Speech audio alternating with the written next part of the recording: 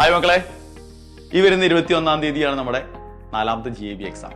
Already എല്ലാവരും register ചെയ്ത് പ്രിപ്പറേഷനൊക്കെ start ചെയ്തിട്ടുണ്ടാവും അറിയാം. വൈകിട്ട് 2 മണി മുതൽ 5 മണി വരെയാണ് പരീക്ഷ.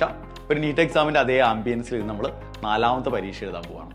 അപ്പോൾ ഈ വരുന്ന GIBയുടെ കെമിസ്ട്രി പോർഷൻസ് ആണ് ഞാൻ പറയുന്നത്. കെമിസ്ട്രിയിൽ നമുക്ക് some basic concept of chemistry ഉണ്ട്. Structure of atom, solutions, chemical kinetics, redox reactions, electrochemistry, thermodynamics, equilibrium, അതുപോലെ തന്നെ chemical bonding and molecular structure. പിന്നെ നമ്മൾ ഓർഗാനിക്കിന്റെ ചാപ്റ്ററുകൾ കൂടി ഇത്തവണത്തെ GIBക്ക് ഉണ്ട്, നിങ്ങൾക്ക് അറിയാം.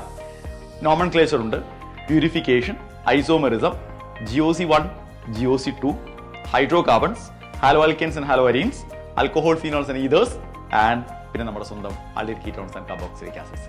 ഇത്രയും ചാപ്റ്റേഴ്സ് ആണ് ഈ വരുന്ന GIBക്ക് കെമിസ്ട്രിയിൽ നിന്നുണ്ടാവുക. അപ്പോൾ അടിപൊളിയായിട്ട് നിങ്ങളുടെ പ്രിപ്പറേഷൻ മുന്നോട്ട് പോകണം.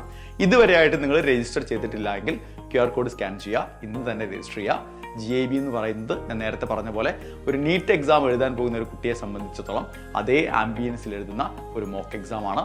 സോ ഗംഭീരമായിട്ട് നിങ്ങളുടെ പ്രിപ്പറേഷൻസ്. All the best.